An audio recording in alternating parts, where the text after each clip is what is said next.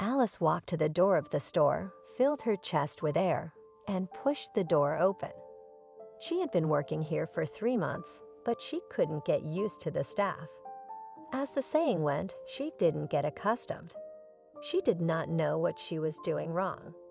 She seemed to be doing all her work diligently, not prying into anyone's soul, not twisting her own. Although it is the latter, perhaps, played a decisive role. More than once her colleagues tried to find out who she was, what she had. But Alice stubbornly shifted the conversation to something else. "Good morning, Iris." "Hello, Alice. You're at the checkout today and you're browsing the dairy." The store manager waited for an objection because no one liked working in that position, but Alice only nodded briefly. She didn't care at all, even better to see less of the others. The supervisor lowered her voice. "And keep your eyes open. Yesterday they took out the sausage and the kovnak.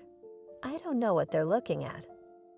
Alice threw a quick glance at the woman who was sitting at the register yesterday.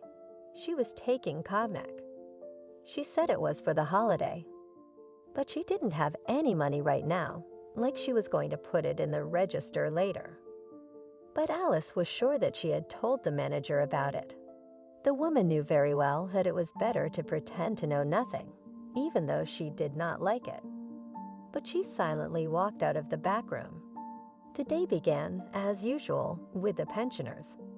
Alice tried to smile at everyone, not because they were all God's dandelions, but because of their age they deserved at least a smile at the cash register in the morning.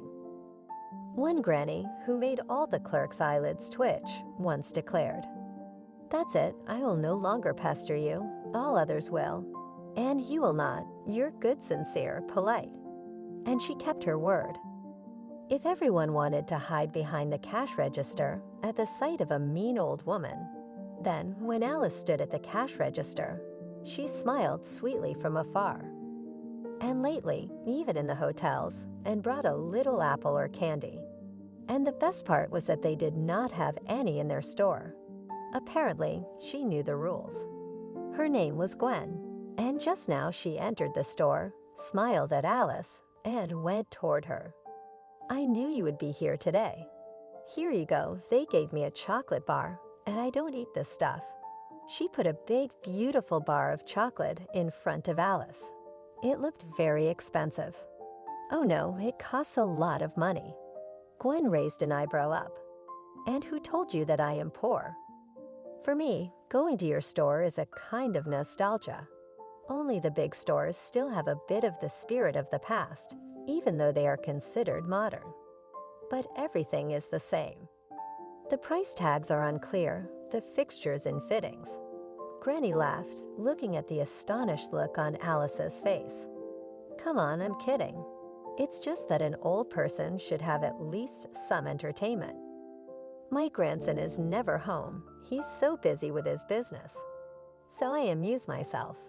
All right, honey, I'll leave you to it. I'm going to find your meanest salesgirl, whom the redhead will drink her blood." Grandma smiled slyly and walked quickly into the hall. Alice only smirked. It was Gil, the same one who took out the kovnak yesterday and didn't tell anyone about it. The customers, of whom there were very few, had scattered around the store in the morning. Alice sat down to look over the availability of tape bags, generally anything she might need for work. Not long ago, Alice had been the owner, albeit a small but fairly profitable beauty salon. True, this was not only in another city, which is 5 times larger than this one, but also in another life. Alice just a year ago was the happiest person in the world. She had a husband and was preparing to be a mother herself. It all came crashing down in one day. Happiness collapsed without ever turning around. William, her husband, was on a business trip. Or rather, she thought he was on a business trip. He traveled quite often for 2 or 3 days. Although she didn't like his absences, she was used to them. At night, she was awakened by a phone call. Alice, please come to the hospital right away." "William, what's wrong?" "You're on a business trip." What hospital? Alice, I'll explain everything later. The second trauma, come only money, bring everything we have. She did not think for a second. She knew one thing. Something had happened to her dearest, loved one in the world. William was sitting in the hallway. He was bruised, several abrasions. Alice rushed to him. William, he stopped her with a gesture. Did you bring the money? Yes, here. But what happened? He silently took the money and disappeared. He came back 15 minutes later. He looked even worse. That's not good enough. William, tell me exactly what happened. He grabbed her by the arm and dragged her outside. He put her in front of him. Alice, only you, holy simplicity, could not notice that your husband has a mistress. She recoiled, but William grabbed her by the arm. You see, we have no love, nothing like that. Just instincts. And she's a gorgeous woman. Her face is on the cover of a fashion magazine. And now that face is very damaged, and it takes a whole string of surgeries to put it back in place. Do you realize that if I don't give her that money, she'll just lock me up? I was driving, and the test will show that I have plenty of alcohol in my system. Alice didn't want to hear all that. She wanted to leave, to shut down, but William wouldn't let her. Alice, please help me. I will never do that again in my life, I swear. You're a human being, you know.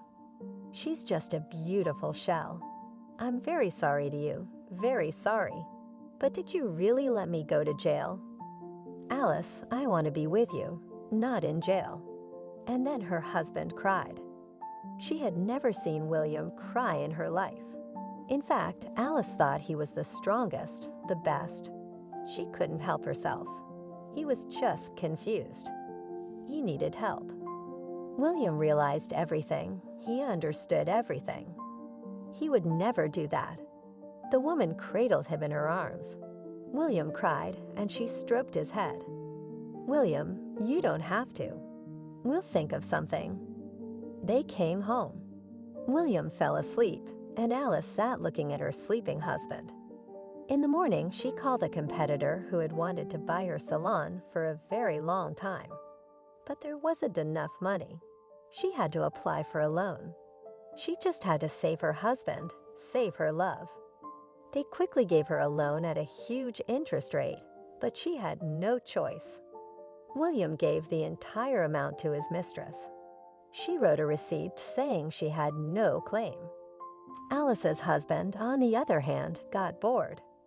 He held on for a month, was affectionate, very responsive.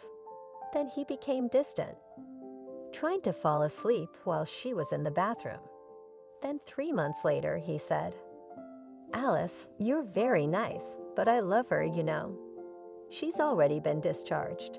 She called today, I'm leaving. And he left. Alice sank quietly to the floor.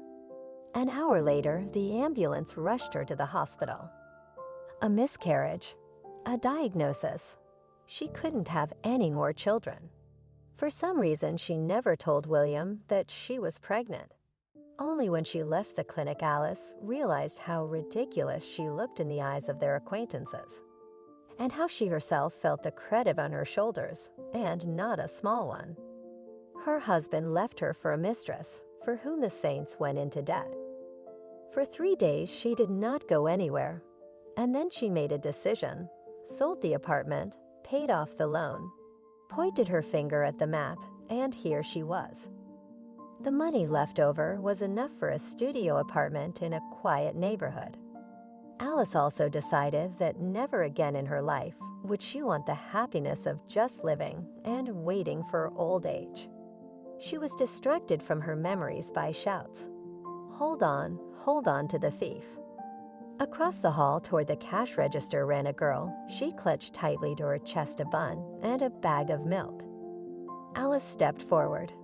They all knew clearly what to do when there was a thief in the store. The girl stalled in front of her and looked her in the eye.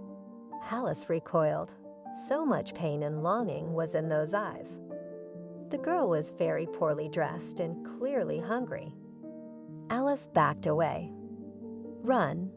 Gratitude flashed in the little girl's eyes, and she dashed toward the door. Iris came running toward Alice. "What are you doing? What are you doing?" She stole it. Gil came running in, too, and she burst into tears. "She's out of her mind. Are we paying out of our own pocket now?" Alice grinned. "Well, a bun and milk for the baby cost a lot less than cognac. Really?" Gil turned pale and went back into the hall, and Iris turned to Alice again. "And that's what write a statement. I don't need employees like that. Not only do you encourage thieves, but you haven't been able to get along with the staff in so long. Write it right now. I'll call someone to take your place. If you don't, I'll fire you for incompatibility. You won't get a job at all." The manager went to her office, and Alice was left standing at the cash register. For what? Yes, she would have paid for that bun, just like she was going to do. For what? Don't feel bad, honey. You don't belong in this altered realm. Leave without regret. Believe me, you'll find a much cleaner place. Write me your number, and I'll call my contacts." Alice smiled through her strength. "Thank you. I'll try to manage on my own. I don't need any more help from strangers. They're wasting their time." "Well, that's great, but write down the number. I'm going to have to take over this store now. There's so much stale stuff in there." Alice involuntarily wished her grandmother well. She quickly wrote her number on the receipt and went to the back to write a statement. Alice didn't understand her condition. It seemed like she should be sobbing that this had happened to her job. But she wanted to sing. When was right, you should know how to leave a place where you feel bad. She counted the money. Well, it was okay to rest for a few days before she started looking for work again. For 3 days, she wandered around the town. She had lived here for so long and didn't know it at all. The city was surprisingly interesting, modern. There was construction going on everywhere. Alice thought that since the city was developing, there would be no problem finding a job. She went home, put her bag down, and sat down in a chair. Yeah, she didn't think it would be that hard. There were no jobs. There were janitors, such occupations, with whose wages she would quickly stretch her legs. Now she was thinking that a little longer, and she would have to take a job as a technician. Her phone rattled in her pocket, a text message from an unfamiliar number. "You have an interview tomorrow at 12 o'clock. The address came next. Alice didn't understand a thing. This was definitely not the address she had gone to. Maybe someone got the wrong number, but she went to the interview after all. If the text wasn't to her, it would just go away. Beautiful building, new staff all friendly. There was no way she could understand how such a serious establishment could make a mistake. She said her name. "I will show you to the director. He is waiting." Alice didn't understand anything at all. But when she entered the office, she saw Gwen. "Alice, I was afraid you wouldn't come. My grandson isn't much of a talker, you know." A young man came up to her. She had definitely seen him a couple of times in the store with her grandmother. "Hello, Grandma, I've heard all about how wonderful you are. Have a seat." She loved her job.